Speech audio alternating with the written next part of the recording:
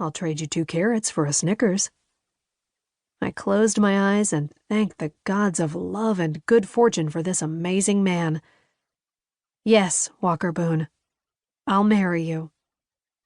He kissed me right there under a full moon in that lovely old southern park, taking my breath away, curling my toes, turning my brain to oatmeal, and melting every bone in my body.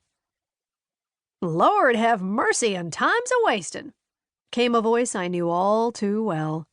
My dearest Auntie Kiki was here now. I'd recognize my one and only auntie a mile away. Problem was, she wasn't a mile away. She was close and getting closer. My eyes snapped open to see Kiki's best funeral hat flapping and her black dress flowing behind her as if it couldn't keep up. "You two need to finish up your smooching later. There's work to be done right quick." But we found the real killer, and Boone's free as a bird and not on the lam, and we're getting married. I gushed to Kiki, the best auntie in all the world except at this moment. "Can you give us a minute here?"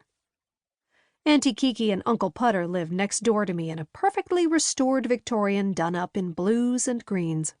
He was a cardio doc extraordinaire who carried a putter at all times, in case a golf ball dropped to earth and he had to sink a birdie to save mankind. Kiki taught the belles of Savannah how to waltz, so they wouldn't embarrass their mamas and daddies at the cotillion. Lately, due in large part to my recent dead body syndrome, Auntie Kiki had solved murders with me and B.W., Bruce Willis, on my front porch, over a silver shaker of chilled martinis and frosted glasses. The complexity of the case determined whether it was a 2-olive situation or, in desperate times, a 3-olive one. Auntie Kiki wagged her head, sending her auburn curls into a tizzy. "Honey, I got the free-as-a-bird news from the kudzu vine gossips 5 minutes ago. That's how I knew where to find you. Every one of us in this fine city knew you and Walker would be getting together sooner or later. You two just took your old, sweet old time is all." Kiki stood on her tiptoes and kissed Boone on his scruffy cheek. "Hope you know what you're getting yourself into, honey. Mark my words, life as you know it will never be the same." Kiki made the sign of the cross and added, "The man has a right to know. And now that this engagement thing is taken care of, we got other things to be fretting over. Important things that just can't wait." Knowing there'd be no peace till I gave in, I gritted my teeth. Okay, as long as it doesn't involve another dead body. I really can't take another body right now. Is it a nice bank robbery for a change? I wouldn't mind poking around a bank or maybe a jewelry store heist.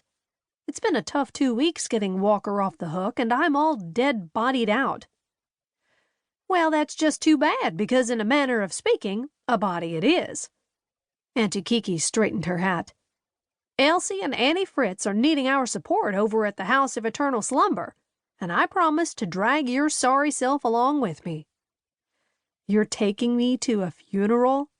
"Willie Fishbin's wake, but the sisters' weeping and wailing doesn't seem to be packing 'em in like usual, and that's bad for business.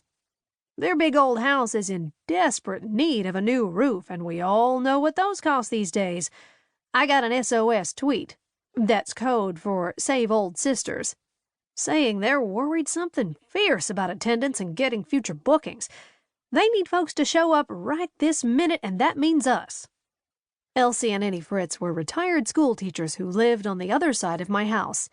They'd inherited the place when their dear uncle OD'd on Southern deliciousness and joined that great fried chicken and buttered biscuits buffet in the sky. The sisters were now professional mourners to supplement their income, and no one could get a crowd blubbering better. The mark of a truly successful wake. But I'm supposed to go dancing," I whined to Kiki. "Run through fields of yellow daisies, drink champagne."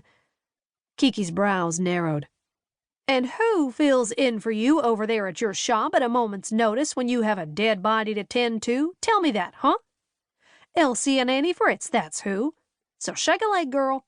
I parked down the street, but we can walk on over to the slumber from here." Auntie Kiki gave Boone a critical once-over.